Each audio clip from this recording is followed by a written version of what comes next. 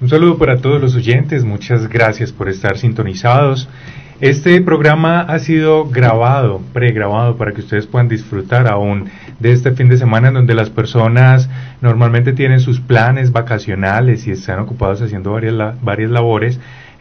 Pues está siendo grabado para que usted lo disfrute, para que usted pueda seguir la continuidad. Sabemos que muchas personas de igual manera continúan en sus casas, continúan digamos que en su rutina, y este programa es parte de ese sábado sabroso que pasan con nosotros y haciendo todo lo que hacen. Entonces recuerden que este es un programa de la Corporación Aprendiendo Biblia sin Religión.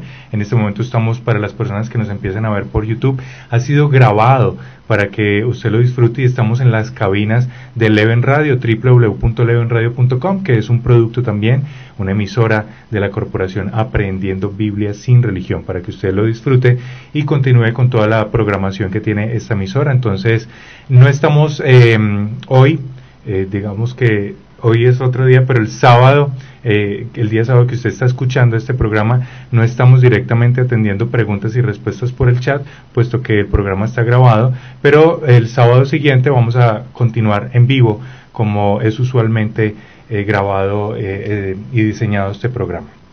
Entonces vamos a continuar con la temática que veníamos estudiando. Recuerden que el programa pasado fue de preguntas y respuestas, y hace 15 días estuvimos hablando y venimos hablando de la primera venida del Señor Jesucristo, y estuvimos hablando mucho de la maldición, lo que era la palabra maldición, lo que implicaba. Todo el ser humano nace, además de pecador, de muerto, también nace maldito por Dios. Estuvimos explicando esto y cómo el Señor Jesucristo se hizo, recibió maldición, para poder que nosotros también disfrutamos de de que nos quitaran en el momento del juicio esta maldición, esta sentencia de parte de Dios. Recuerden que es diferente esa maldición que viene de parte de Dios. Lo explicamos el programa pasado. Si usted tiene de pronto dudas, quiere repetirlo, entonces búsquenlo en los canales de Aprendiendo Biblia y también de Arauna Stereo 104.1 FM, para que usted repita todas las emisiones. Vamos a saludar al equipo de trabajo y empiezo con Paula López, la voz del oyente, que la tengo aquí a mi lado. Paula, muy buenos días. Muy buenos días, Mauricio. Un saludo para todos nuestros oyentes, los que están de pronto en su carro yéndose de paseo, llegando de paseo, los que están en sus casas. Un saludo muy especial a todos ustedes. Y no sé si a Mauro le parece bien que, aunque no estamos en vivo en este momento, si pueden dejar sus preguntas, las que tengan sus inquietudes, me las mandan al WhatsApp al 317-210-0419, y yo las tengo ahí guardaditas para el próximo programa y poderles dar respuesta. Excelente. Entonces nos pueden escribir siempre 317-210-0419, porque esta es la línea destinada para la Corporación Aprendiendo Biblia sin Religión, 317-210-0419. Ahorita en un ratico les doy otra línea destinada para la corporación, para que consignemos allí sus dudas y preguntas. También los invito a que visiten www.aprendiendobiblia.com y a que nos sigan en las redes sociales como Aprendiendo Biblia con una H intermedia. Tenemos invitado esta mañana, él es Diego Velázquez, es economista, y nos da mucho gusto tenerlo esta mañana porque es una persona que se ha interesado en el texto bíblico desde hace poco. Y es interesante, ahorita después de saludar a la doctora Vilma, yo para que vaya preparando la respuesta, don Diego, le quiero preguntar cómo ha experimentado ese texto bíblico, que es hace poco que lo viene leyendo, interactuando, conociendo. Muy buenos días y gracias por estar aquí con nosotros, don Diego. Bueno, muy buenos días a los oyentes de Arauna Stereo. Muy agradecido por la invitación que me hace la doctora Vilma y ustedes, Mauricio y Paula, agradecerles y aquí estamos muy dispuestos a estar con ustedes y compartir, cuál ha sido la experiencia de haber empezado a leer este texto bíblico, que es bien importante en la vida de cada uno de nosotros. Bueno, doctora Vilma, muy buenos días, ¿cómo estamos esta mañana? Muy buenos días, saludes a todos los oyentes. Nos agrada poder grabar el programa para tener continuidad con el tema que estamos teniendo y que ustedes puedan, sé que nos van a extrañar que no les contestemos en directo, pero nos pueden escribir al chat, que Paula ahí les puede contestar en directo. De pronto ella está pendiente el sábado cuando les escriban de contestarles por medio del chat alguna pregunta o alguna duda que tengan. Muy bienvenidos al programa y aspiro que puedan conectarse ese día para escucharlo o después verlo en retransmisión por YouTube. Recuerde que en este momento estamos en la emisora levenradio.com, que tiene una programación excelente, y también todos los martes a las 4 de la tarde por www.levenradio.com tenemos este mismo programa, 4 de la tarde, de 4 a 5, y estamos tocando casi que la misma temática. Mañana estaremos en hoy es lunes, estamos grabando. Bueno, don Diego, cuéntenos un poquito esa experiencia que ha tenido, y entendemos que es desde hace poco que viene estudiando el texto, que se enfrenta a él. Me imagino que le ha tocado también enfrentarse un poco a lo que dice en relación con lo que, digamos, con esa vida suya ahorita en contraste, cómo la ve, cómo la siente, cómo que encuentra interesante por usted. Cuéntenos un poquito sobre esta experiencia. Bueno, debo de manifestar que ha sido, digamos, una experiencia nueva. Yo de alguna manera no había leído el texto bíblico, lo tengo que confesar. Simplemente lo que hacía es tomar algunos, digamos, algunas páginas o apartes del texto como tal, y leerlos sin lugar a dudas, sin interiorizar de la manera como se debe hacer. Ahora tengo una experiencia nueva, una experiencia muy diferente, un texto bíblico que me da a mí como la posibilidad de enfrentarme a la realidad que vivo, una palabra viva, una palabra que está ahí, que es actual, que hace que las cosas que yo vivo como padre, como profesional, las cosas que vivo en mi vida cotidiana, de alguna manera me da respuesta a cada una de estas lecturas que hago del texto. Me permite darle respuesta a muchos interrogantes que en mi vida, vuelvo y repito, y en lo cotidiano se me da. El hecho de que en el texto pueda encontrar cómo debo comportarme como padre, cómo debo comportarme como esposo, cómo debo comportarme en mis finanzas, cómo debo comportarme desde lo personal. Y ha sido extraordinario el hecho de que haya una coherencia desde el Antiguo al Nuevo Testamento. No son aislados ninguno de los dos que hace parte del texto bíblico.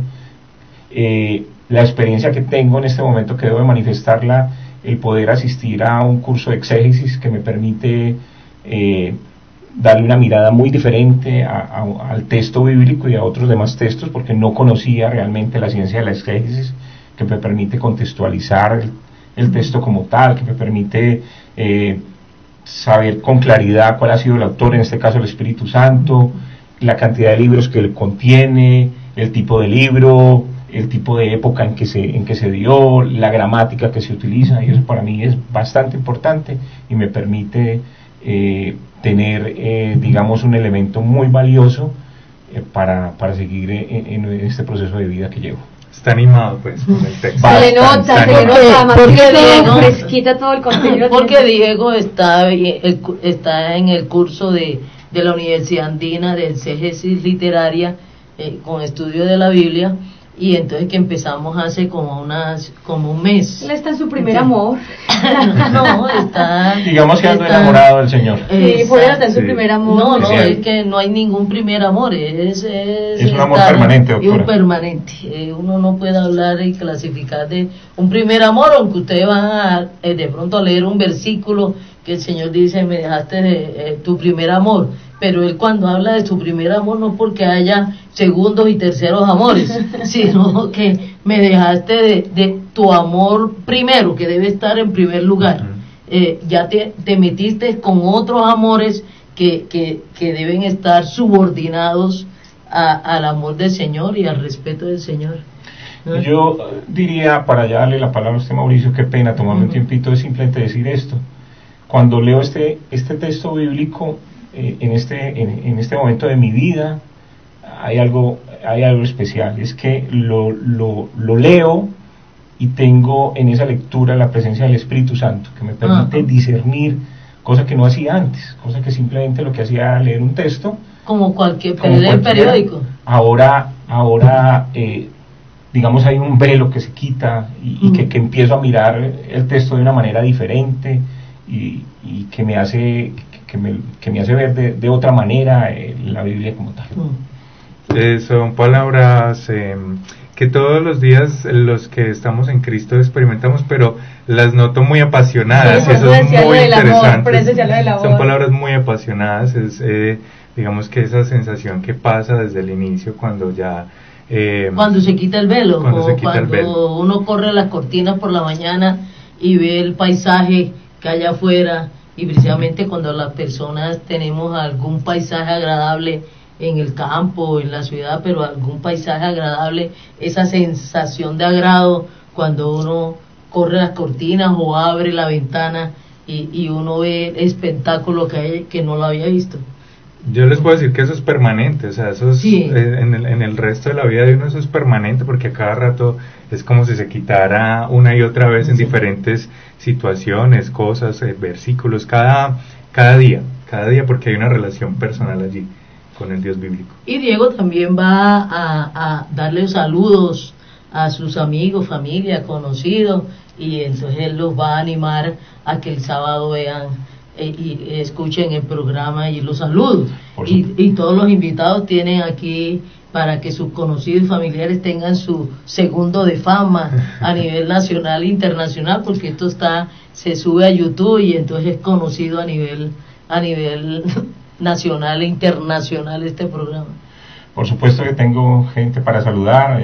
Voy a iniciar por mi madre, su nombre es Luzmila, mi tía Marlene y mi prima Claudia, otra prima que tengo que la he invitado que escuche el programa, que es Liliana, y por supuesto a mis queridos hijos, a Laura, María Alejandra, José Daniel, que muy seguramente este sábado van a estar escuchándonos.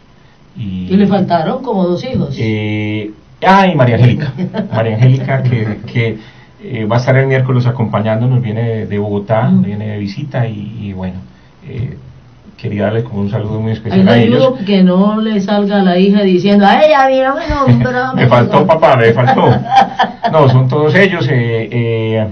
Obviamente tengo a Beatriz, digamos mi compañera, y bueno, digamos que esas son las personas a las que de alguna manera les he contado que hay un programa muy especial que se toca de una manera diferente el tema del texto bíblico, y que es interesante que ellos conozcan, y que me parece importante que este sábado estén muy atentos a este programa. Bueno, pues una bienvenida a todos estos oyentes nuevos, como siempre les digo, todos los sábados a los nuevos oyentes que traen nuestros invitados. Deseo que sea del agrado de ustedes el programa, que queden enganchados, que les guste y que el Espíritu Santo les revele todo lo que se habla el día de hoy. Así es. Y venimos hablando de la primera venida del Señor Jesucristo. Hace 15 días estuvimos hablando de la maldición y de cómo el Señor Jesucristo recibe la maldición cuando está allí en la cruz. Pero entonces eso tiene unas implicaciones, que es lo que vamos a hablar hoy, ese proceso de crucifixión, eso que implica, eso cómo se come, cómo lo entendemos. Eso es importante entenderlo. Y adicional de eso, el Señor Jesucristo no quedó allí. Él murió, se comprobó que murió, y lo enterraron. ¿Qué pasó entonces después? Vamos a continuar entonces con esta temática. Le dejo la palabra a la doctora. Recuerden, no habíamos programado que la semana pasada hubiéramos adelantado esto, porque la mayoría de las personas se va a enfrentar a esta llamada Semana Santa. Entonces, nomás con el título, recuerden que en exégesis hemos aprendido que los títulos determinan muchas cosas, que los nombres que se le colocan a los textos o a las cosas o a las situaciones, incluyendo aún hasta las personas, tiene incidencia, y es un mensaje que se manda, que es la Semana Santa o la Semana Mayor, conocida a nivel mundial con ese título. Recordemos que nosotros hemos estudiado aquí lo que se llama la palabra santo, que fue una palabra transliterada del griego. Es una palabra que no se tradujo al griego y que es una traducción una transliteración a los diferentes idiomas, y en este caso al español, entonces no está traducida. Si nosotros vamos al griego, ¿qué significa cuando se usa la palabra santo o santa? No es tanto relacionado como con algo sagrado, no está relacionado con comportamiento, no está relacionado con unas situaciones específicas como con sagradas o como rodeadas como de una actuación. No es que la semana sea que tenga como un aire diferente, ni las situaciones. La palabra santo significa apartado, así en su uso cotidiano. Cotidiano, cuando yo digo, y aún en español tenemos esa palabra, estoy apartando estas gafas para tal día, o estoy apartando este vestido para tal día. Entonces en el primer siglo y en griego, cuando iban a apartar, estoy apartando este pocillo para la visita que viene, utilizaba en griego la palabra santo, ¿no? Entonces la palabra santo en su contexto, en su significado original, semántico, gramatical, es apartado para algo, apartado para recibir la visita, apartado para usarlo, lo voy a apartar para esta blusa, la voy a apartar, entonces la estoy santificando, la estoy apartando. Cuando ya en el texto bíblico por lo regular aparece la palabra santo con relación con Dios y con el Dios de la Biblia, está diciendo, estoy apartando esta pocillo, estoy apartando esta persona para Él. Ya cuando aparece, ya significa dentro del texto bíblico apartado por Dios para Él.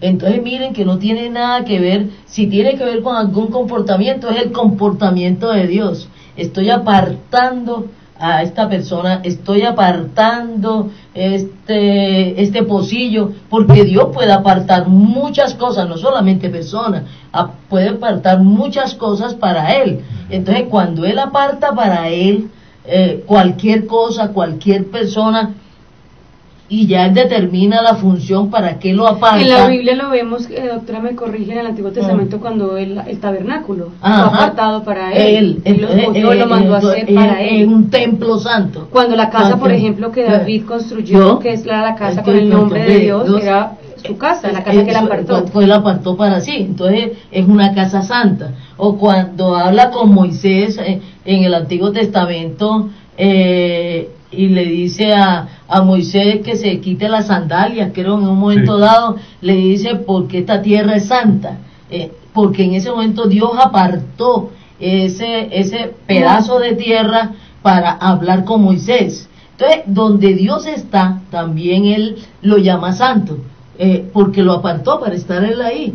¿Comprende? Doctora, y eso que Él escoge para ser santo no quiere decir que haga milagros. Que normalmente en nuestra cotidianidad y en nuestra cultura hemos entendido que lo que es santo es lo que hace milagros para nosotros.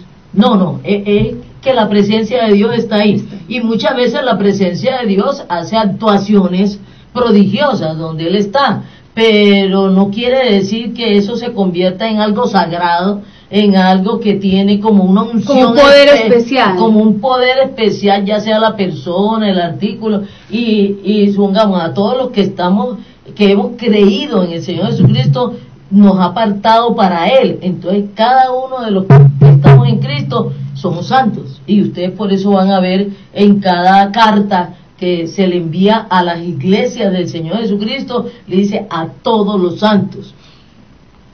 A mí eso me hace recordar una anécdota de hace muchos años, en donde yo estaba dando un estudio en un local, y entonces en ese momento pasaba por ahí una persona que no estaba dentro del estudio. Cuando uno escucha las conversaciones y escucha las palabras entonces yo le estaba diciendo a las personas que estábamos ahí, y estábamos haciendo un estudio de una carta, y entonces yo les dije, todos los que están en Cristo, pero él no alcanzó a escuchar ni todos los que estamos en Cristo, ni estaba, o sea, somos santos. Entonces él pasaba por ahí, lo que escuchó, todos nosotros somos santos. No, ese señor hasta el día de hoy, ¿y esto que se creen? Pues, entonces ya están en los altares, ya los santificaron, ya nunca pudo entender.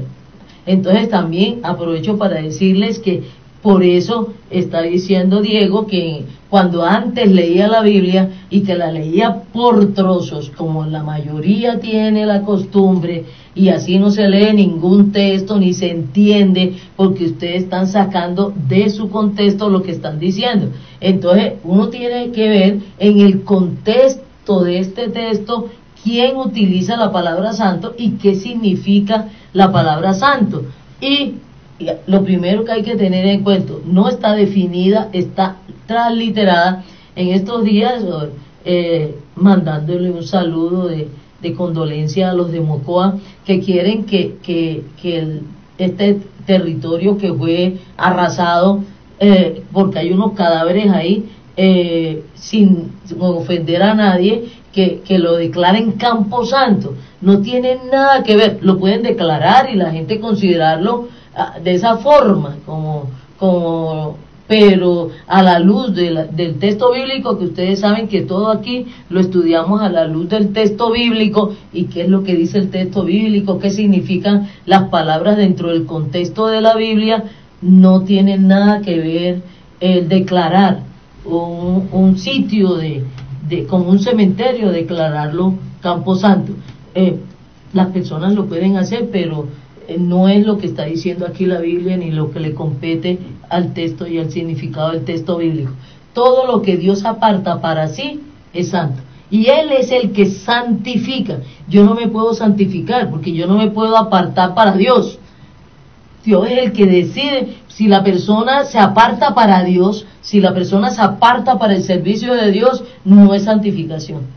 No es santificación, es cuando Dios me aparta para sí. Ni tampoco cuando otra persona aparta a otra persona para sí, o lo aparta para Dios. Ahí todavía hay costumbre que las personas apartan objetos. Esto es para el servicio de Dios, y la persona decide eso. Esto es para el servicio de Dios, esta jarra es para el servicio de Dios. Entonces la jarra se convierte como en santo. Es que han creído que como que se le cae un barniz, como se envuelve con algo, y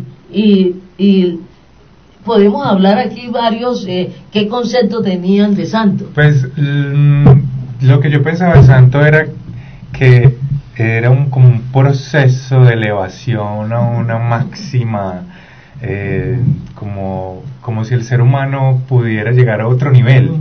Entonces cuando ya se es santo, y en el contexto pues en donde crecí, pues entonces ese santo tenía la posibilidad de hacer milagros y hacer un montón de cosas, y era digno de adoración, de veneración. Sí, de veneración. A veces hablan de veneración. Sí. Entonces, pues en ese contexto vi como muchas personas después de fallecidas, o sea, después de morir, pues entonces las volvían además santas, entonces había otro proceso, porque ya es santo, ya me escucha, ya me ve, ya tiene como poderes, como es una cosa así adicional. Sí, eso era más o menos lo que creía. Para mí ha sido muy revelador entender que es santo según el texto bíblico, y es Dios quien aparta. Y Él puede decir, yo por ejemplo esta libreta es mía, yo esto es santo, pues haciendo la analogía, la aparto para mí, y la dejo aquí, y la parte para mí, y ya no la vuelvo a tocar. Lo que pasa es que no es fácil sacar esos conceptos que uno tiene, porque realmente cuando uno le explica a las personas, para las personas es difícil entender que santo no tiene que ver con comportamiento, y que todos los que creemos en el Señor seamos santos, o sea, que seamos apartados por Él. No es fácil sacar los conceptos que tenemos o que teníamos de tanto tiempo para enfrentarnos a estos nuevos conceptos cuando conocemos del texto. Y yo agregaría que no en tono de entrar a hacer algún tipo de discusión frente a alguna religión, inclusive ese santo se estudia qué ha hecho en su vida con algunos criterios para poderlo calificar como santo y llevarlo a ese grado, nivel. ¿Sí? A ese nivel. Yo tendría una palabra ahora que me una pregunta que tengo. Si Dios me aparta para Él, ¿sí? Yo tengo que estar salvo para que Dios me aparte.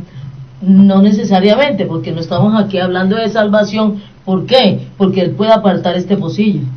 y entonces ya declara santo este pocillo porque lo aparta para él, para usarlo él ¿en qué sentido? En que él lo usó para algo, y aún hasta para tenerlo ahí, las cosas santas que estaban en el tabernáculo. Yo te iba a preguntar, que en la Biblia podemos ver ejemplos de eso. Claro, dice que son santas. Entonces, no está hablando de salvación, sino que todo salvo, todo el que está en Cristo ha sido apartado. Entonces no solamente es salvo, sino santo. Pero hay muchas personas, y aún esto es muy importante y me hace recordar, creo que está en Primera de Corintios, miren lo que está en Primera de Corintios, muy pertinente tu pregunta, Diego. Mira lo que dice en Primera de Corintios, ¿no? En Primera de Corintios 7, y entonces muchas personas se han confundido con salvación, ¿no? Exacto, yo creo que es importante recalcarle siempre a nuestros oyentes que la salvación es una cosa en el Señor y digamos los otros conceptos también no tienen, o sea, el Señor para la salvación es solamente un camino, o sea, digamos es creer en Él, reconocerlo a Él como Dios y Salvador, como lo que hizo en la cruz. Ya lo demás no tiene que ver con salvación, sino con el quehacer en el Señor. O consecuencia, ¿no? Exactamente. 1 Corintios 7. Aquí está hablando del matrimonio, está hablando de la separación, pero nos vamos a ocupar es de lo pertinente a lo que estamos hablando. Mira lo que dice en el 7.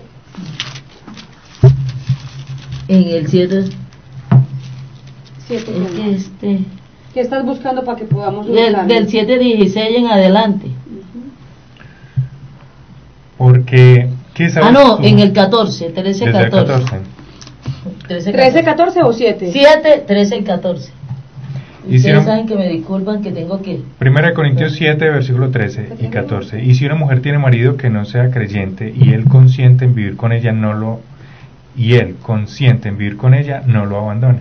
Porque el marido incrédulo es santificado en la mujer y la mujer incrédula en el marido. Pues de otra manera vuestros hijos serían inmundos, mientras que ahora son santos. Ajá. Entonces, no está hablando de la salvación, ni que los hijos nacen salvos, ¿no? Pero si salen apartados por Dios, y hay una gran ventaja, porque si el Señor, por el hecho de haber nacido de una persona que está en Cristo, si el papá o la mamá es una persona que está en Cristo, el Señor también tiene una preferencia, porque ya no los mira como inmundos, ya no los mira como bastardos, aunque no los está adoptando como hijos, pero sí los mira con una mirada muy especial, y entonces dice, los estoy declarando santos antes de salvarlos.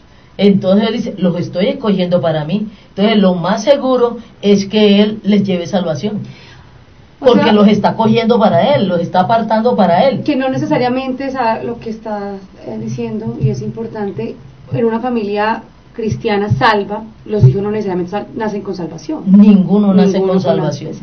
Todo ser humano nace muerto, condenado y todas esas cosas, porque la salvación es muy personal, es a todo aquel que cree en la muerte, en el Señor Jesucristo, Dios hecho hombre, que murió en una cruz. Pero seguramente nuestros oyentes estarán preguntando, bueno, a todo el que cree, ¿qué pasa con los niños? O sea, cuando están chiquitos, ¿cómo hacen ellos para creer? ¿Ahí cómo funciona? Ya te estás metiendo en todo ser humano nace. No, me refiero cómo hace para creer un niño chico. Hay que predicarle el Evangelio, hay que hablarle del Señor Jesucristo, pero como Dios es el que salva, no nos salvamos nosotros. Dios es el que salva. O sea, no es un acto consciente que yo tengo que hacer. No, Dios es el que te salva antes, y Él es el que te da la fe para creer. Entonces la fe no depende de mi capacidad intelectual. Mi capacidad intelectual es un don, es un regalo que Dios da, pero ante la predicación del Evangelio. Y es un acto de decisión de Dios. Tú aún puedes predicar el Evangelio y Dios decidir no salvarlo, o no salvarlo en ese momento. Es una decisión de Dios, es una escogencia de Dios, pero a todas las personas hay que exponerlos. Y Él nos ha mandado a exponer a todas las personas al Evangelio, a la persona del Señor Jesucristo, para que Dios los salve. Si no los exponemos al Evangelio, Dios no lo puede salvar. Dios no lo puede salvar. Aún, ya por la ciencia se ha descubierto que un bebé al mes o al mes y medio, si me equivoco médicamente ya sería, nos hacen falta los oyentes que de una vez nos mandan estos datos científicos que a veces no tenemos, pero también les pedimos que en el transcurso, el sábado cuando escuchen el programa, en el transcurso nos manden estos daticos que nosotros dentro de 15 días aclaramos todos esos datitos científicos, pero que los bebés escuchan. Y yo conozco muchas personas y muy amigas míos a veces que en embarazo le han predicado el evangelio a sus hijos en el vientre, y el Señor decidió salvarlos,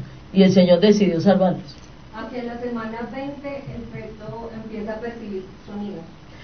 Nos ha estado ayudando Natalia Saracay. La semana 20, ¿esos cuántos meses? En la semana 20. ¿Como 4 meses y medio? Sí.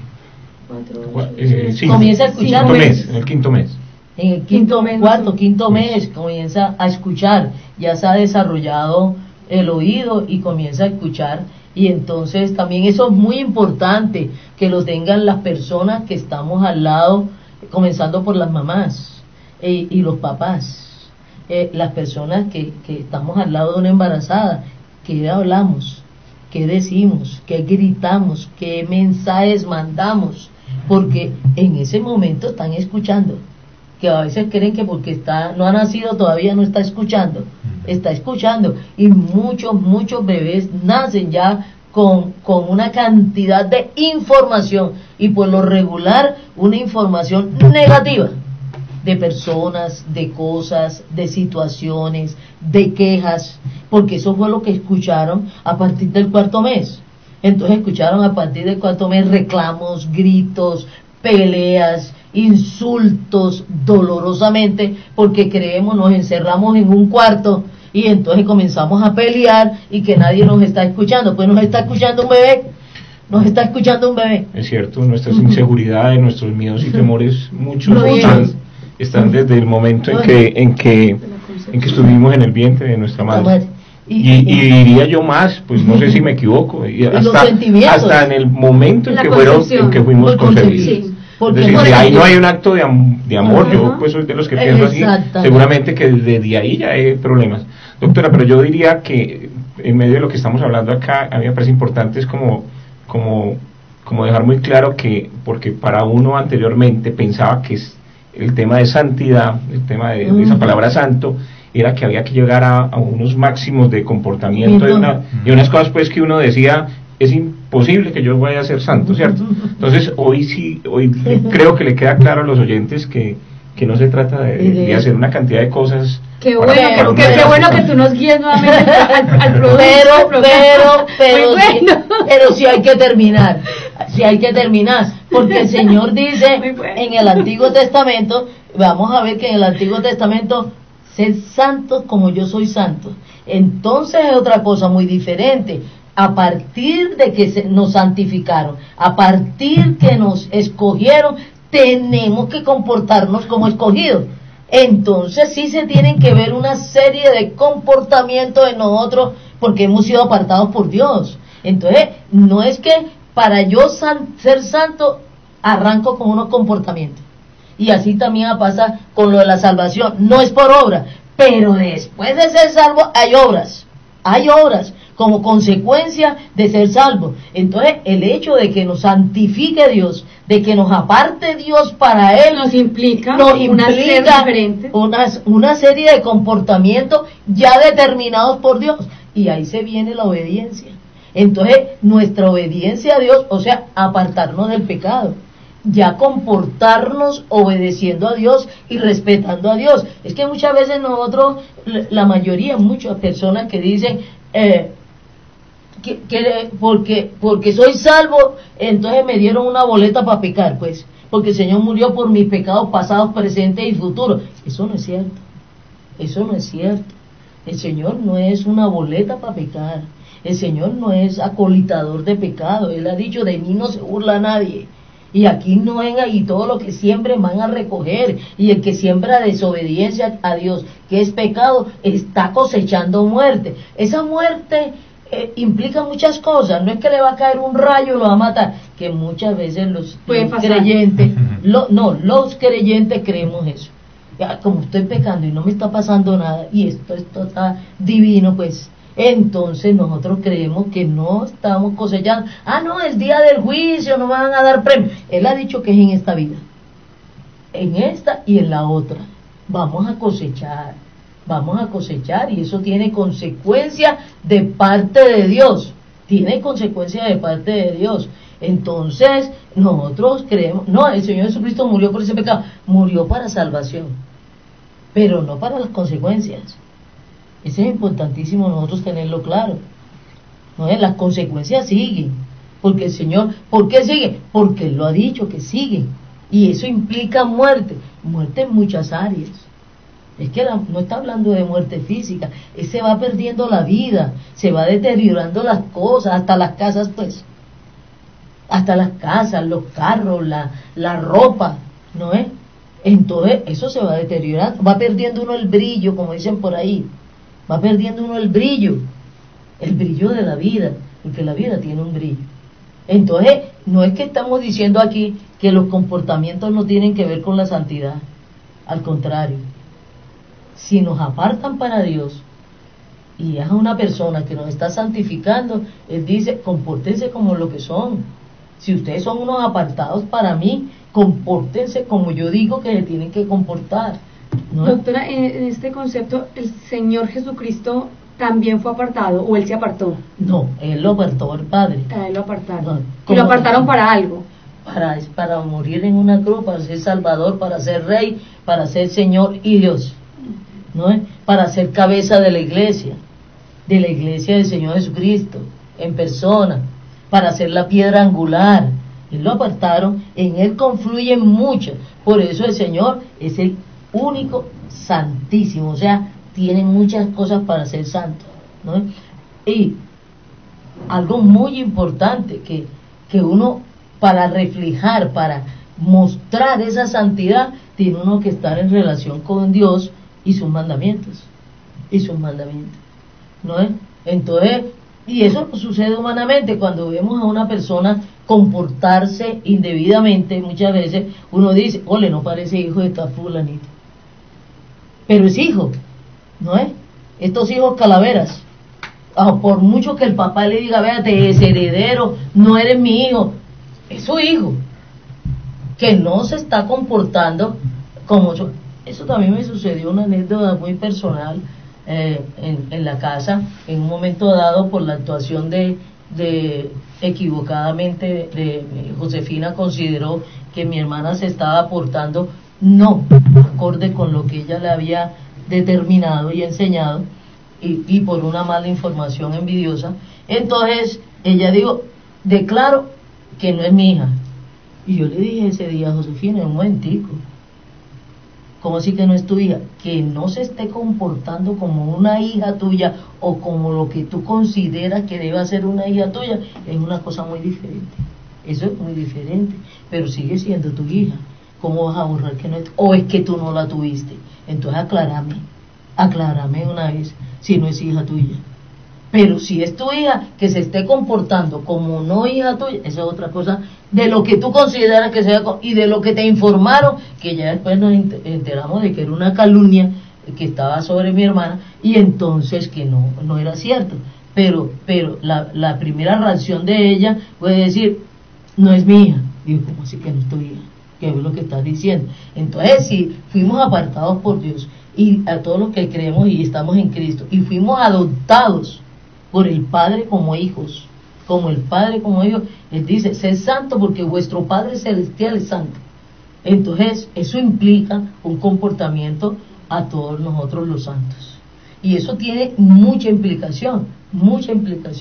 Uno comportarse, el martes en el curso del CGC nos estuvieron explicando eso, lo que implicaba guardar la palabra, que guardar la palabra era presentarse en lo que creían, como creían, y que no era guardar la palabra, no era aquí guardarla aquí en el cerebro, memorizarla, que era un actuar, guardar la palabra era un actuar. Un día a día. Un día a día, las 24 horas.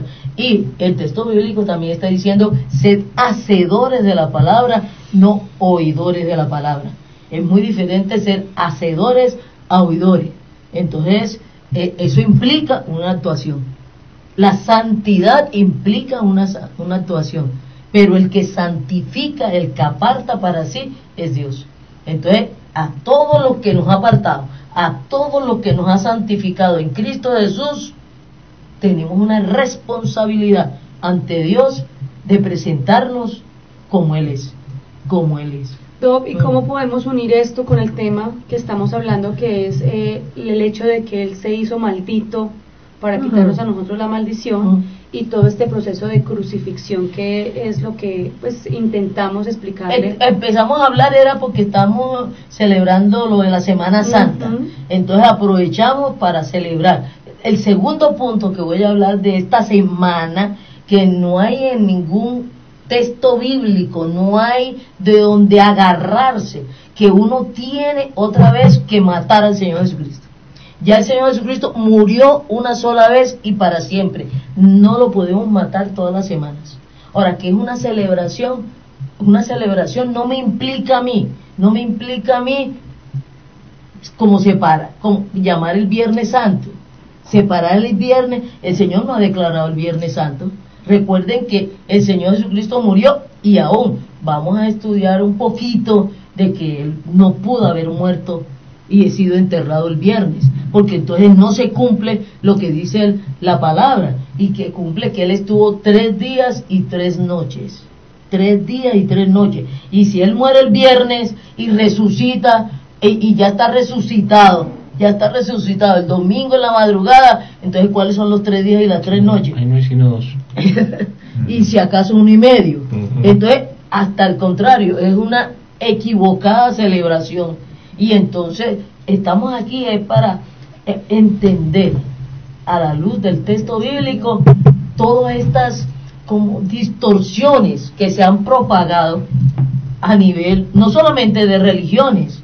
Las personas a nivel personal se han inventado una serie de cosas. Asimismo, como la palabra santo, ¿cierto? Anteriormente, nuevamente por el contexto en donde crecí.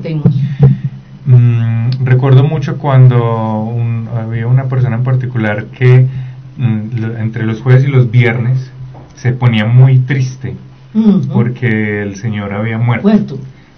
Pero era asumir la tristeza de verdad, la asumía, lloraba, se ponía de luto. No se escucha música. Una cosa tremenda, entonces era asumirlo, no era, porque muchas personas dicen, no, eso es como un recordar, como una representación. Para muchos no es solo recordar. Para muchos, y recuerdo mucho a esta señora que de verdad asumía que estaba muerto. No, y aún el juzgar a otro, yo que soy de Cartagena, mucha gente de Cartagena critica al turista y dice que son una recocha, que son unas personas que ya lo tildan a uno hasta de delincuente. Que hay otros días para ir a vacacionar. Además que hay otro tema que en ese entonces, hace mucho tiempo, se tomaba inclusive en el tema de la sexualidad. Doctora, no se Ave María, que no se podía tener relaciones sexuales, porque inclusive, disculpen los oyentes, hasta quedaba uno es que pegado. Así se decía. Y era un temor. No, pues en nuestro sector de Pereira, y a mí me da mucha risa que todos los sitios, los moteles, los cierran el domingo santo. O sea, es una cosa muy extraña toda esta cultura y esos conceptos cerrados y que nos hemos movido. Eso lo han inventado, y no es en relación con religiones, sino que se inventan estas cosas y se propaga que lo dice la Biblia. Por eso es que aprovecho a aclarar estas cosas, aunque Paula esté considerando que no estamos yo no estoy diciendo nada, solo hice una pregunta para poder concluir en lo que estamos Uno habla también con la mirada, el cuerpo es parte de la comunicación. Ahora, y más aún, los calendarios son diferentes.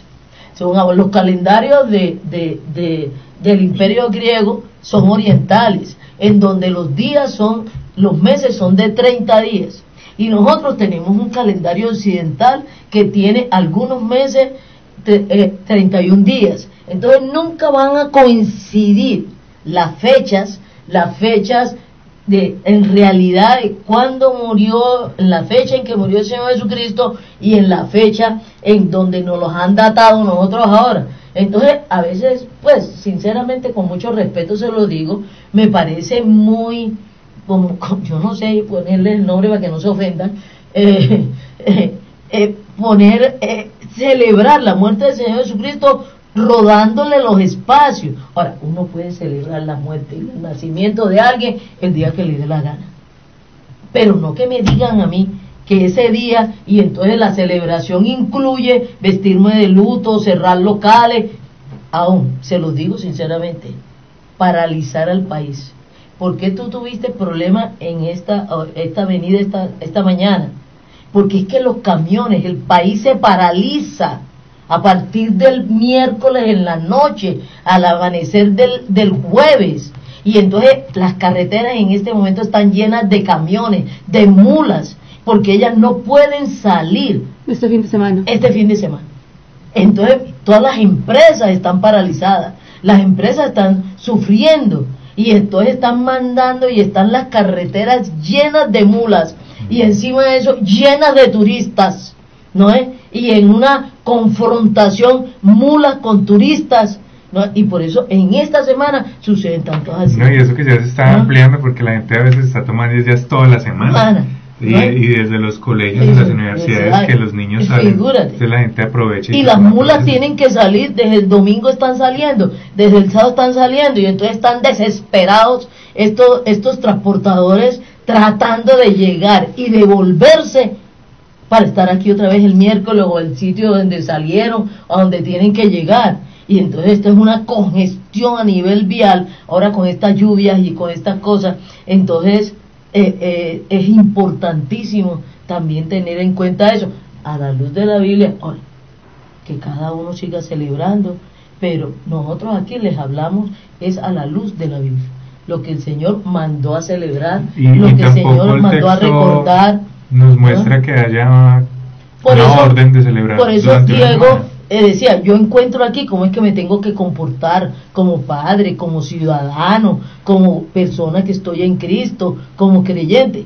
Me está dando una luz, me está quitando el velo de cómo me tengo que comportar, qué tengo que hacer día a día, ¿no?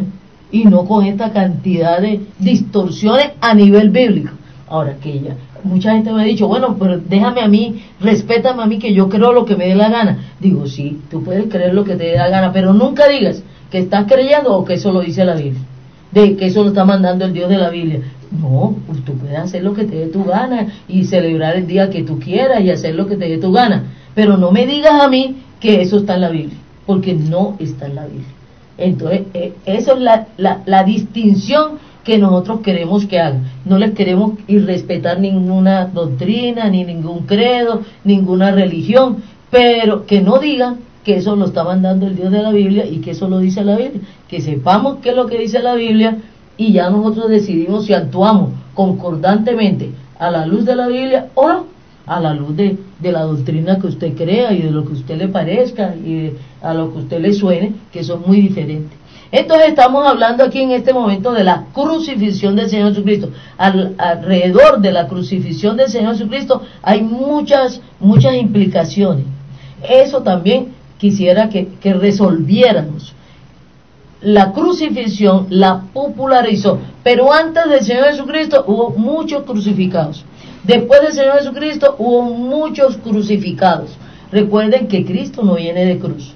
Esto es la sentencia de crucifixión, por lo regular era para unos delitos atroces, pero en este momento del Imperio Romano había determinado, el Imperio Romano tenía muchas sentencias de muerte, pero la crucifixión era principalmente para los delincuentes que se oponían al César, o sea, que daban golpe de estado, guerrilleros, revoltosos ante el César, que querían de bancar el César o constituirse rey de algún reino no puesto por Roma.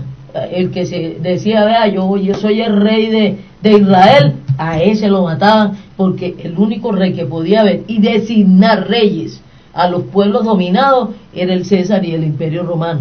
Entonces la crucifixión era en Roma, en el primer siglo, y en el Imperio Romano, que tenía dominado a todo el mundo conocido, todo aquel que se levantara contra el César, de alguna forma, para delitos de muerte tenían otra forma de pena. Podía ser matado a pedrada, podía ser a espada, podía ser ahorcado, y había muchas otras formas en donde a la persona se le daba la sentencia de muerte. Y aparte del Señor Jesucristo, no solamente en el Imperio Romano, desde la antigüedad, yo no sé por qué el ser humano consideraba que esta muerte era muy gravosa, muy afrentosa. De pronto porque ya en Deuteronomio ya circulaba, ya se había escuchado de que para este Dios era maldito por Dios el que fuera. No, y me imagino, doctora, que en el contexto también de la relación de los humanos con los dioses, el hecho de conocerse que un ser humano era maldito por uno de sus dioses, digamos en este caso, porque también en el imperio pues griego y romano era una relación pues con sus divinidades, y entonces saber que su Dios lo está maldiciendo, pues era terrible, eso era cosa terrible. Me imagino que para ese contexto era terrorífico, más en el primer siglo que Roma dominaba a todo el mundo conocido y le llegaba toda la información de Roma, de todos los pueblos, como estamos ahora que tenemos la información de todas partes. Entonces, pero la crucifixión era todo un proceso que también nos hemos inventado y hemos cambiado. Era todo un proceso. ¿Y cuál era el proceso? La persona se le hacía un juicio, tenía que contar con un juicio. Eso no era así que cualquier persona iba cogiendo y crucificando. O sea, esa muerte estaba como tecnificada. Legalizada. Había que hacer un juicio y había una acusación de que estaban atentando contra el César. Por eso los judíos que no crucificaban y que no podían matar a nadie en el Imperio Romano. ¿Por qué? Porque todos los súbditos pertenecían al Imperio Romano. El que podía decretar muerte era el César o alguna de sus autoridades delegadas, ¿no? Como en este caso Poncio Pilato, que era un gobernador puesto por el Imperio Romano. Él podía hacer el juicio y decretar pena de muerte.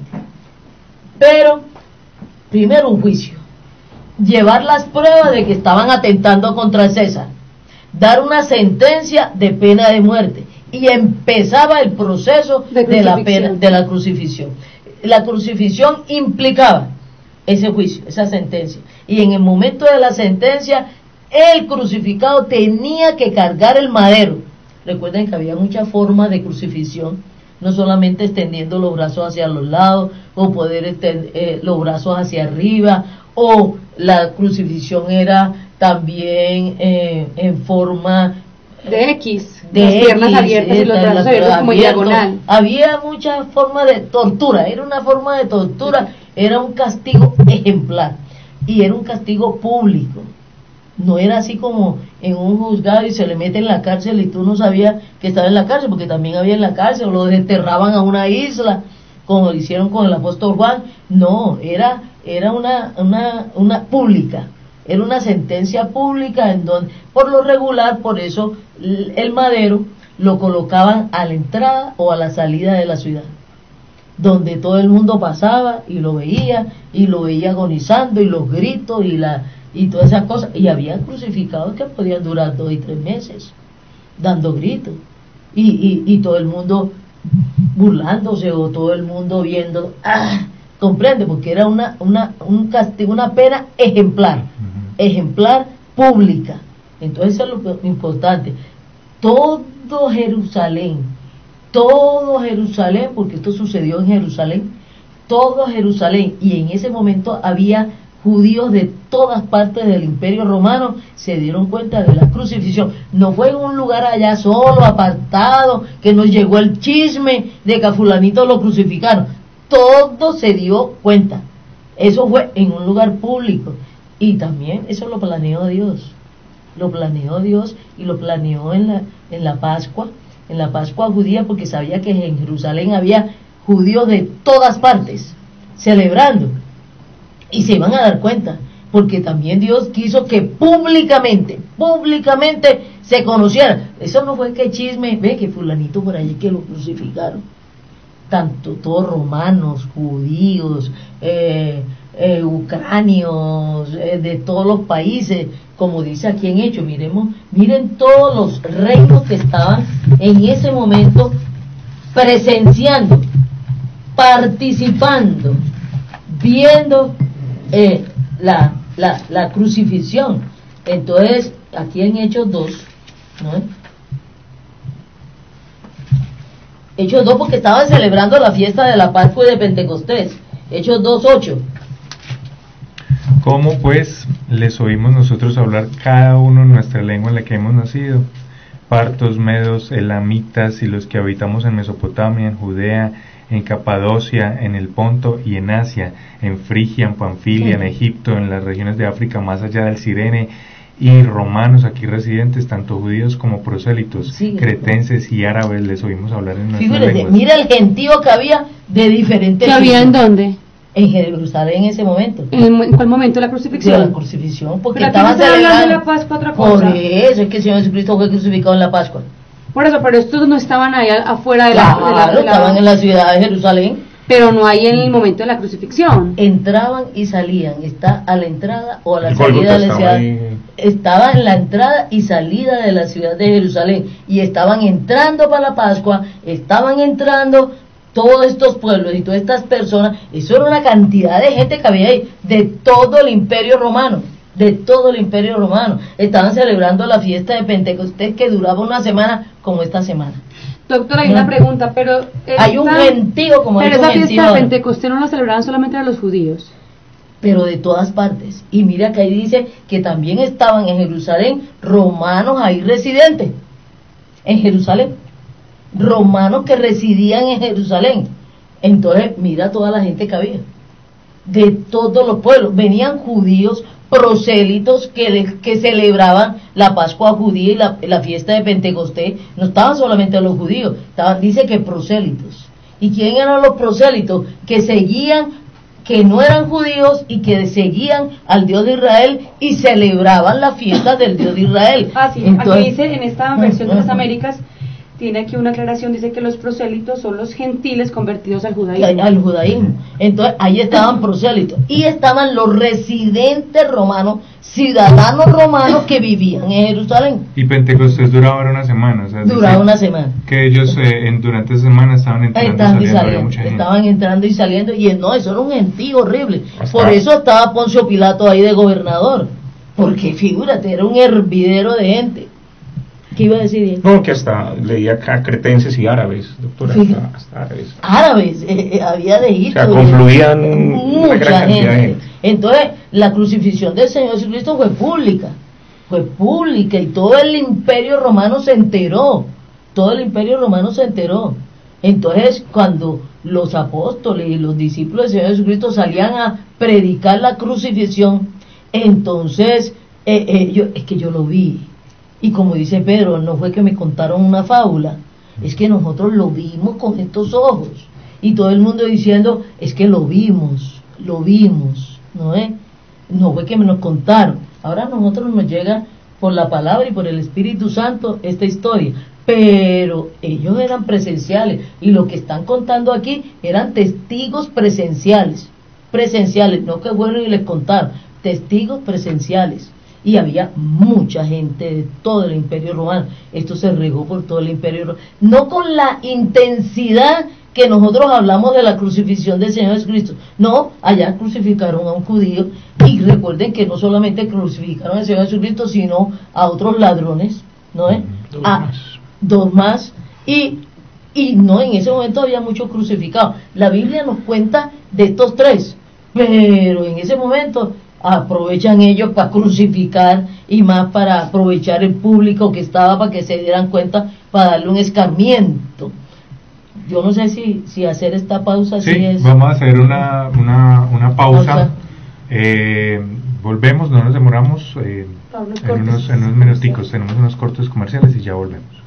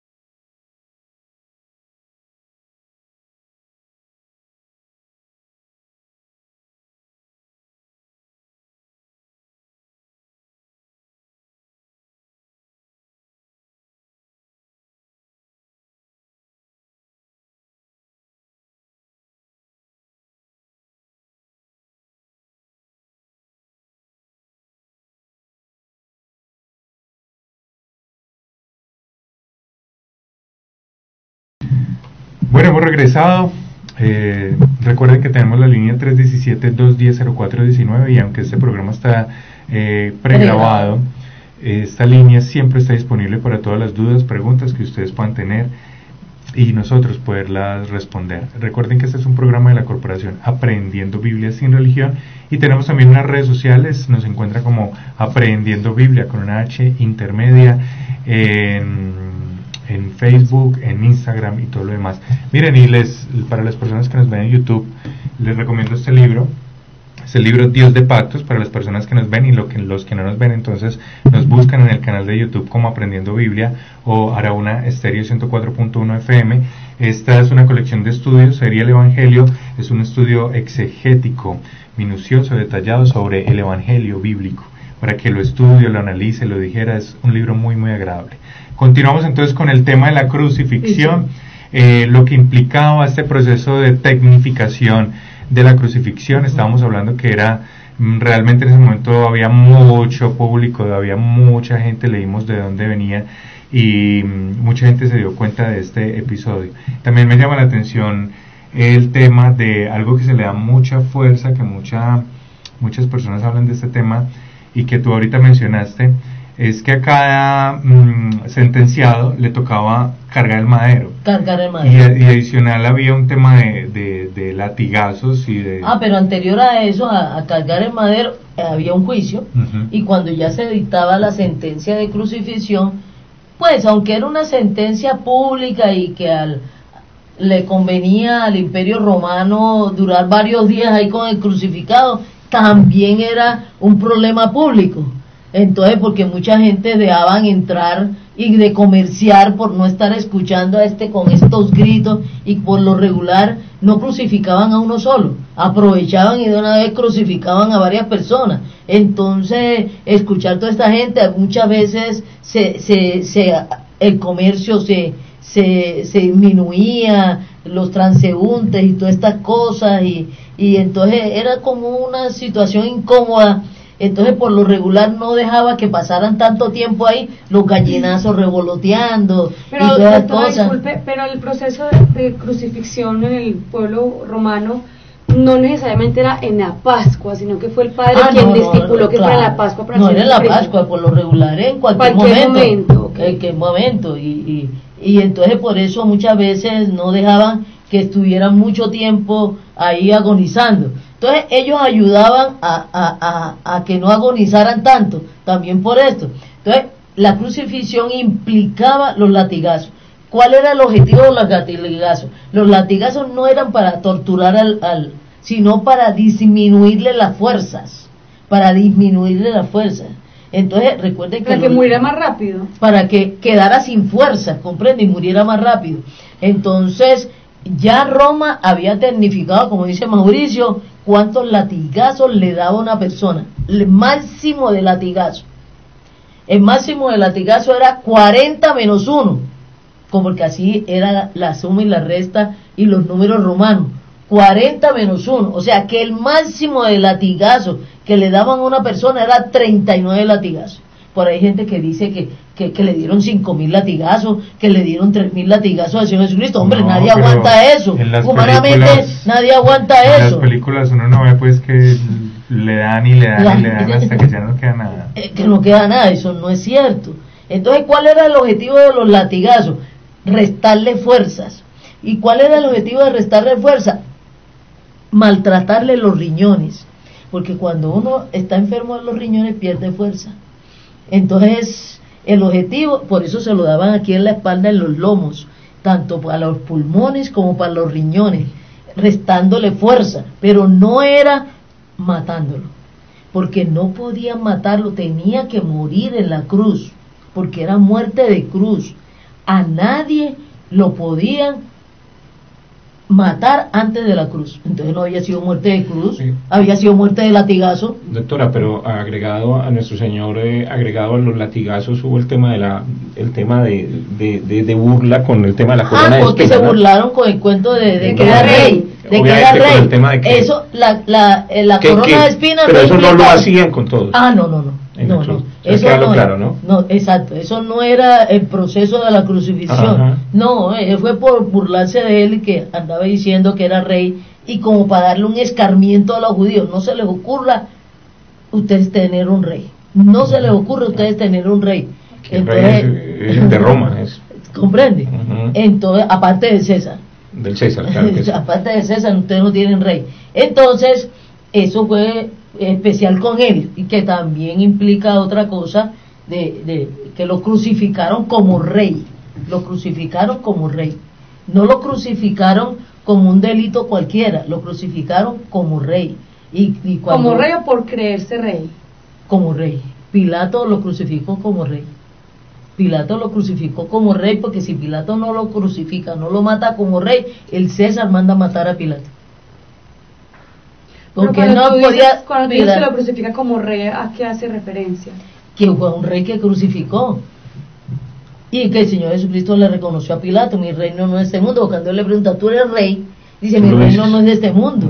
Entonces el Señor dijo, Pilato dijo, no, ya confesó, aunque diga, mi reino no es de este mundo, pero ¿qué mundo podía haber fuera del Imperio Romano? Si era el dominador de todo. Entonces Pilato le está diciendo, pues este desvaría, ¿de dónde va a ser rey de otro mundo si todo el Imperio Romano domina todo el mundo conocido? Entonces, pero ya él no se podía sustraer a eso, porque el juicio fue público.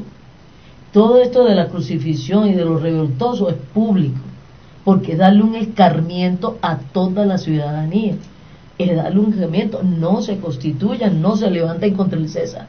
Entonces era una pena muy especial contra los sediciosos, contra el César. Entonces implicaba los latigazos, 40 menos 1. Al Señor Jesucristo, la Biblia no lo dice, pero no creo que le hayan dado los 39 latigazos. ¿Por qué? Porque el Señor Jesucristo tiene una constitución muy débil, pasaba mucha hambre. Cuando se salió a caminar, vea que cada ratico se hacía almorzar, era de una familia pobre, ¿no es? Entonces su constitución física no era tan fuerte, ¿no es? Pero podía ser, la Biblia no está diciendo de que no tuviera una constitución física fuerte, pero no creo que lo hubieran dado. Es que ningún hombre aguantaba 39 latigazos, porque los látigos de Roma terminaban en una bola con aristas metálicas. Eso tenía unas características especiales. El elemento con el cual romper y desangrar y restarle fuerza. Y más aún, quedó tan delicado el Señor, que sabemos que Él arrancó con el madero, pero lo vieron tan débil y tan frágil que otra persona cargó la cruz. El Señor Jesucristo no cargó el madero, no cargó, por lo tanto no se cayó ni una sola vez con el bendito madero, no la cargó y no se cayó con el madero. Entonces, porque Simón de Cirene, si podemos buscar ahí Simón de Cirene, sí, un campesino, un agricultor que estaba ahí de chismoso, con mucho temor, porque él pensó, si me pongo a cargar esta cruz me termino crucificado. Entonces, pero le encargaron que la cargara por el Señor Jesucristo. Entonces, eso también es un error histórico y bíblico, que el Señor Jesucristo se cayó con el madero y con la cruz, no se cayó, que no la cargó. Apenas empezó a salir, vieron que, este se va a morir antes de crucificarlo. Marcos 15:21. ¿Qué dice? Dice así: después de haberles escarnecido, le desnudaron la púrpura y le pusieron sus propios vestidos y le sacaron para crucificarle, y obligaron a uno que pasaba, Simón de Cirene, padre de Alejandro y de Rufo, que venía del campo, a que le llevase la cruz. Entonces no la cargó él. Ni en la Biblia hay un registro que él se hubiera caído con la cruz. En las películas y en todas partes nos muestran que él cargó la cruz y se cayó. No la cargó otro por él. Entonces incluía cargar la cruz, pero lo vieron tan débil que dijeron, se nos va a morir antes. Siempre era en un lugar alto, porque era cuestión pública. Entonces siempre escogían un monte para colocar las cruces. Eso no quiere decir que algunas veces no hubiera montes por allá al lado y los crucificaban, pero sí era a la entrada o a la salida de la ciudad o del pueblo, y preferiblemente en un lugar alto. ¿Para qué? Aquí dice, después se les llevaron a un lugar llamado Gólgota, que traducido es lugar de la calavera, y le dieron a beber vino mezclado porque tenía una forma de una calavera, ¿no es? Entonces, pero siempre buscaban un lugar alto, un montículo, una montaña y todas esas cosas. Entonces, muchas veces la forma de cruz era amarrarlo los pies y amarrarlo las manos para que no se pudiera defender, ni agarrar, ni levantar, ni nada de esas cosas.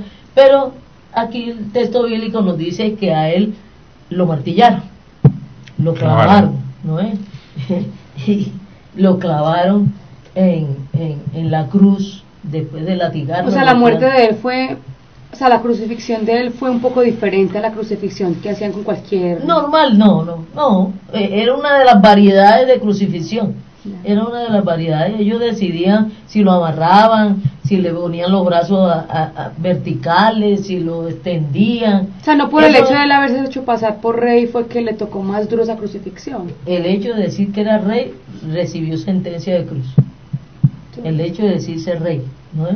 Y los judíos también fueron donde Pilato, porque Pilato dijo, no, que están hablando, allá los judíos fueron, es que están hablando de que él es Dios y todas las cosas, y Pilato dijo, ay no, mijo, yo no estoy para hacer ese juicio.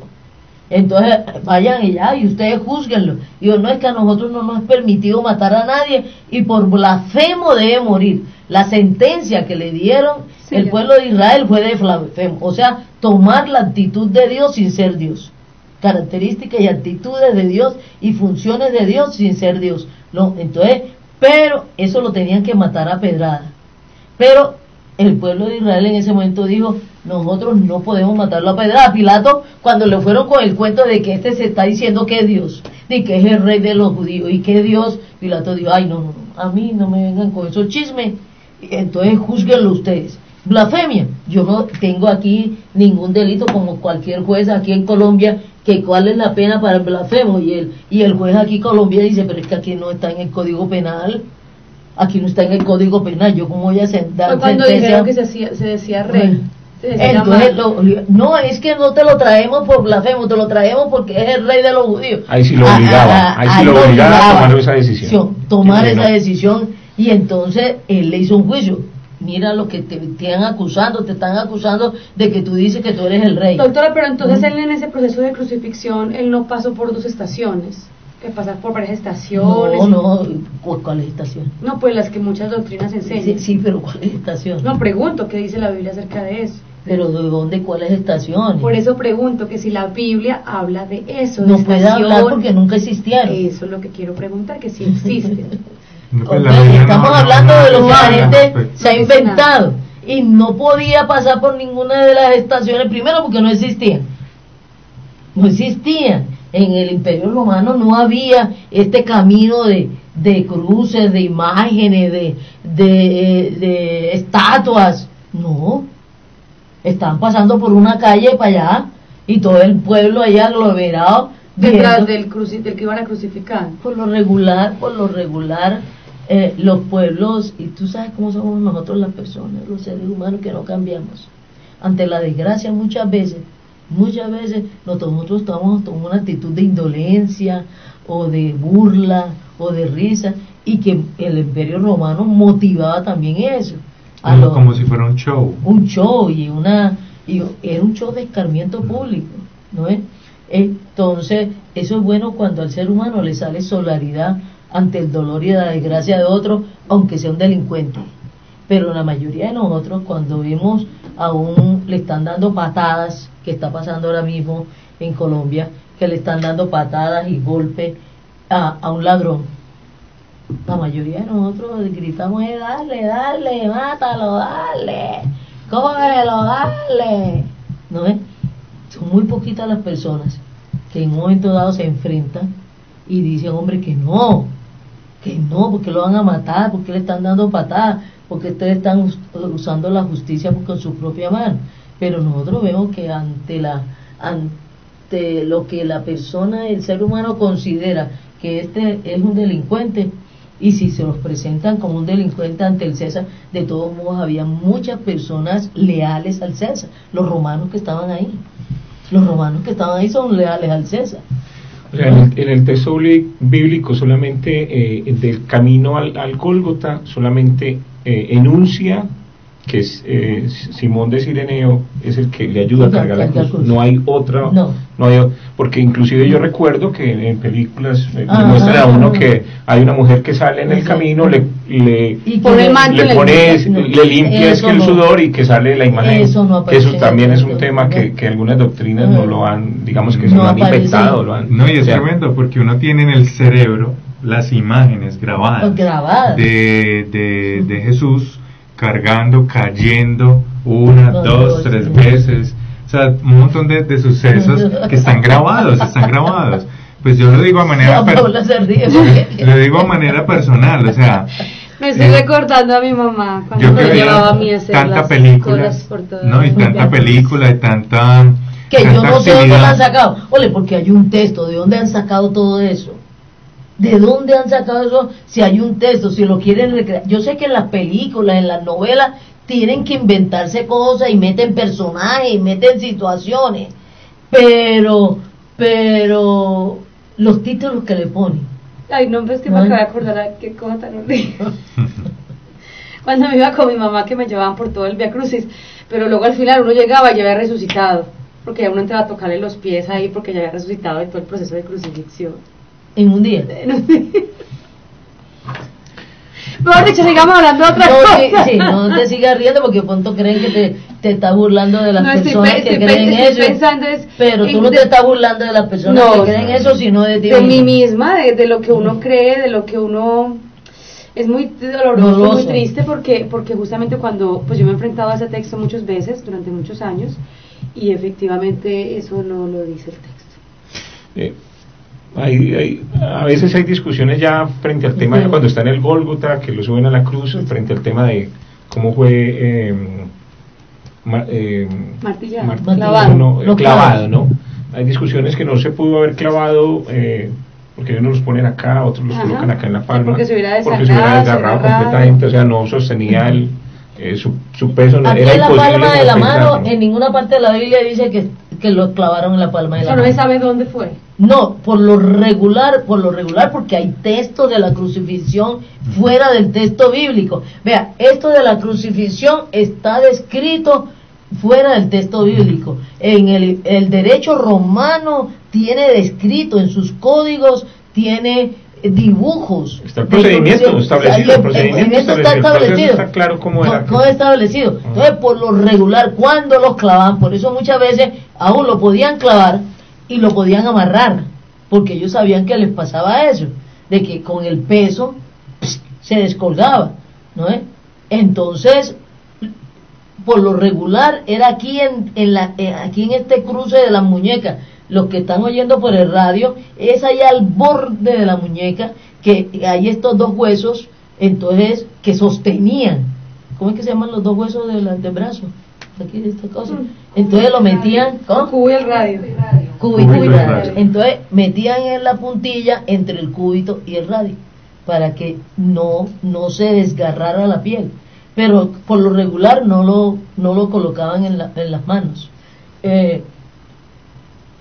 El Señor dice, mira mis manos y mis pies, ¿no es? Mira mis manos y mis pies, ¿no es? Y también le ponían una tablita para pararlo en los pies, o si no, ponían los pies uno sobre otro y pasaban todo un clavo por los dos pies, ¿no es? Pero por lo regular lo paraban sobre una tablita, como para que tampoco se descolgara, ¿comprende?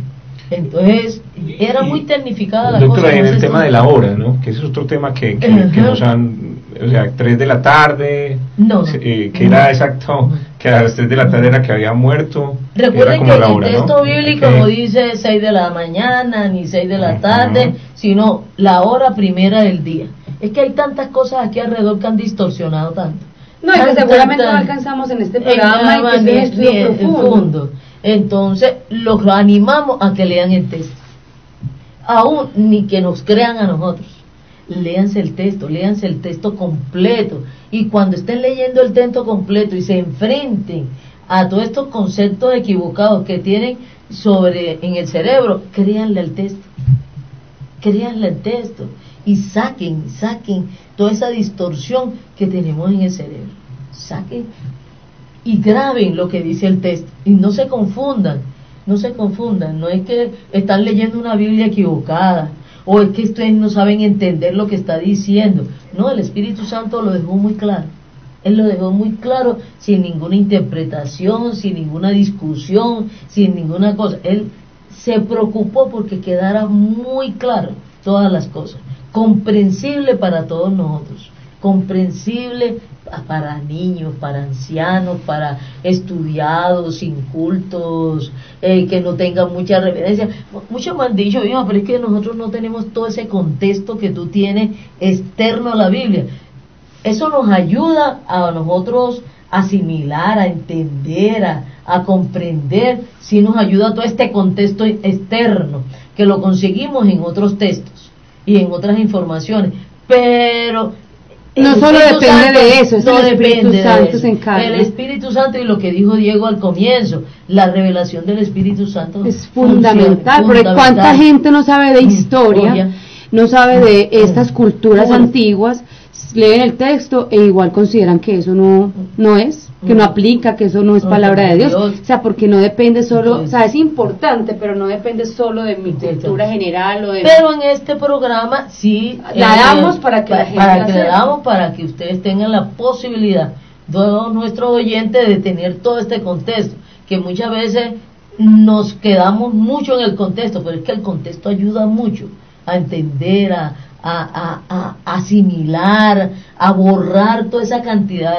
de conceptos equivocados que tiene. Y este es el objetivo del programa, realmente saber objetivamente qué dice el texto sobre estos temas, y no lo que dice fulanito, lo que dice sutanito, lo que dice esa religión, si están equivocados o no equivocados. Ya eso lo decide cada uno leyendo el texto, ya se da cuenta de lo que dice el texto, y todas las Biblias dicen lo mismo.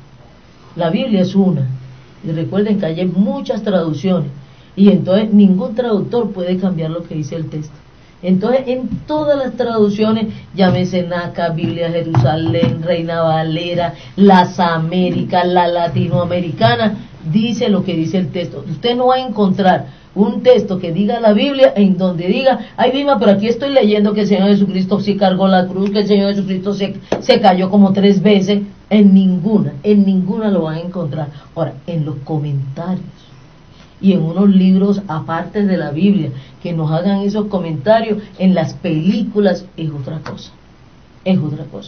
La mayoría de las películas sobre la Biblia no son bíblicas. Y no solo sobre la Biblia, doctora, uno muchas veces lee un texto y luego ese texto es llevado al cine, a la televisión, y uno se da cuenta que esa película tiene cosas muy diferentes al texto. La recrean de otra manera.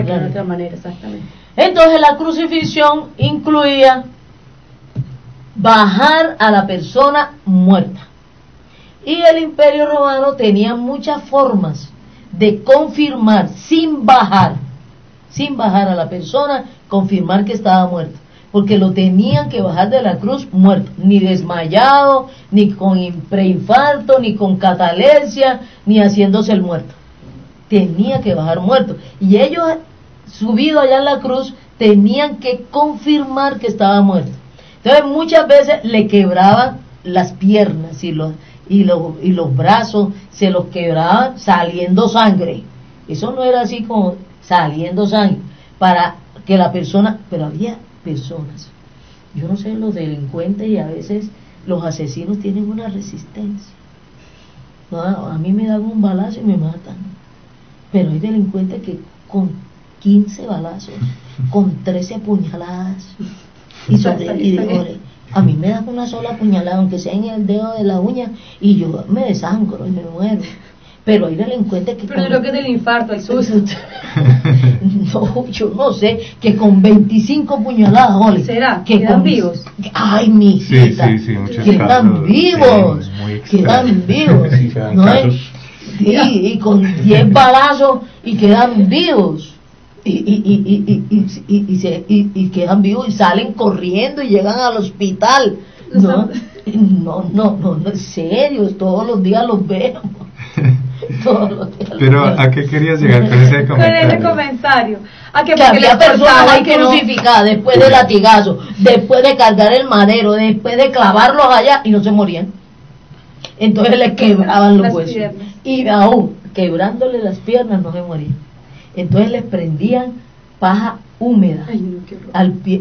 Era una muerte terrible. No, eso era ciencia ficción. O sea, estoy en el tema que son palotes. Le prendían paja húmeda o hierba húmeda, madera húmeda. Para el humo, para que los asfixiara el humo. No, pero es que eran perversos. Es que era una cosa perversa. No era No, perverso, siniestro, era una pena de muerte. No, pero terrible. Terrible, porque era pública, era de escarmiento. Entonces tú te puedes imaginar la persona. O sea, me le echan en candela y punto que quemar y ya, pero no, porque no era morir incinerado, esa era otra pena. No, pero podía morir incinerado y colgado en la cruz. No, tenía que ser muerte de cruz. Entonces con el Señor no pasó nada de eso. Cuando ya lo fueron a quebrar las piernas, se las quebraron a las 2 personas que estaban allá al lado de él, pero a él no se lo quebraron porque lo vieron ya muerto. Pero ellos dijeron, no nos tragamos porque muchos hacían los muertos. Pero la palabra muchos hacían los muertos. En el antiguo, doctora, no se decía que a él no lo iban, o sea, su cuerpo no iba a ser flagelado, pues no iba a ser fracturado, un hueso suyo. Puede ser un cordero sin defecto. Muchas personas me han dicho, vea, el Señor Jesucristo se conocía el Antiguo Testamento, sabían todo lo que se había dicho del Mesías, de que iba a pasar. Entonces él cuadró, porque él era un lunático, él quiso que ser héroe, él quiso ser revolucionario, él se las creyó que era Dios y todo lo demás, y que él era el Mesías. Y entonces cuadró todas las cosas para que le sucedieran esas cosas. Él se dio cuenta que nació en Belén, se dio cuenta de que es descendiente de David. Y no fue así. Por eso, pero aquí ya comienzan a haber unos hechos que él no pudo cuadrar. ¿Cuáles? El quebrarle los huesos. Él no dio la orden de que no le quebraran los huesos. Pero él sabía que no se los podían quebrar. Él sabía que no se los podían quebrar. Pero que no se los iban a quebrar. Pero ¿por qué no se lo quebraron? Porque murió antes. Ya eso no lo pudo decidir él. No lo pudo decidir él. ¿Cómo lo decidió? No, porque le entregó, o sea, sabía que no le se los iban a cortar, a quebrar. Por eso, porque murió antes. Murió antes. ¿Y él cómo iba a decidir morir antes? Porque él decidió entregar su espíritu. Por eso, pero ya estás hablando del Señor Jesucristo, que es Dios hecho hombre, no un hombre común y corriente. Ahí los dos personas que estaban crucificadas estaban luchando por sobrevivir, por no morir. Mira lo que estoy diciendo, un delincuente no se muere así de rápido. Y mira que los dos delincuentes al lado no se murieron así de rápido. A ellos les quebraron las piernas. A él le confirmaron cómo él pudo cuadrar de que lo chuzaran el costado. El costado, chuzarlo el costado era un proceso de la crucifixión, era la forma con una lanza de confirmar, no de matarlo, porque no lo podían matar con la lanza.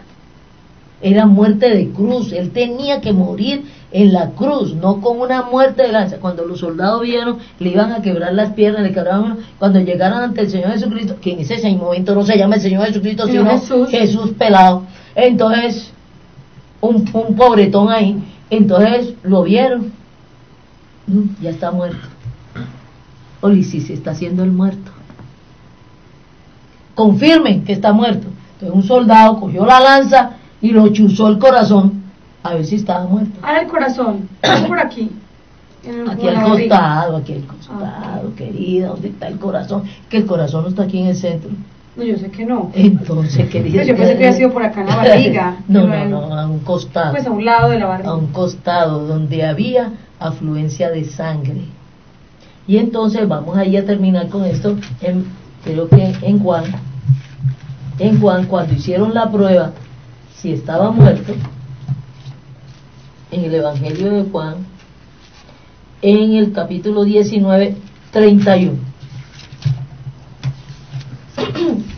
¿Cómo confirmaron los soldados romanos que estaba muerto? Entonces los judíos, por cuanto era la preparación de la Pascua, a fin de que los cuerpos no quedasen en la cruz en el día de reposo, pues aquel día de reposo era de gran solemnidad, rogaron a Pilato que se les quebrase las piernas y fuesen quitados de allí. Vinieron pues los soldados y quebraron las piernas al primero, y asimismo al otro que había sido crucificado con él. Mas cuando llegaron a Jesús, como le vieron ya muerto, no le quebraron las piernas. Pero uno de los soldados le abrió el costado con una lanza, y al instante salió sangre y agua. Nos queda un minuto acá. Y el que lo vio da testimonio, y su testimonio es verdadero, y él sabe que dice verdad, para que vosotros también creáis, porque esas cosas sucedieron para que se cumpliese la escritura, no será quebrado hueso suyo.